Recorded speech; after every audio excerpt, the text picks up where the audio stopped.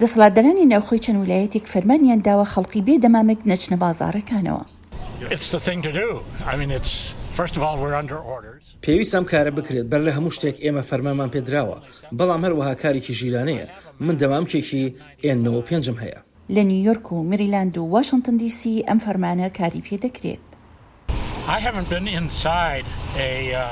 زیاد لە 3 هەفتەیە من نەچوومەتە بازاڕەوە، هەموو شتێکم لێرەوە بۆ هەڵگیراوە لەم مارکێتە و یاخود لە بازاڕەوە بۆم گوازراوەتەوە. ئەوەش بەر لەوەی فەرمانی دانانی دەمامک بدرێت. ئیتر نازانم ئەمڕۆ لەناو ئەم شوێنەدا چۆن دەبێت. تەنانەت کارمەندانی بازاڕەکانیش ترسیگرتنی ڤایرۆسەکەیان لە کڕیارەکانەوە هەیە. وایە زۆر نزیک ئەبووینەوە و زۆر قەڵەباڵغ ئەبوو. سەختە لە نزیکەوە کار لەگەڵ کرێکارەکان بکرێت. لە ڕاستیدا فەرمانبەرەکانم ناڕەحەت بوون.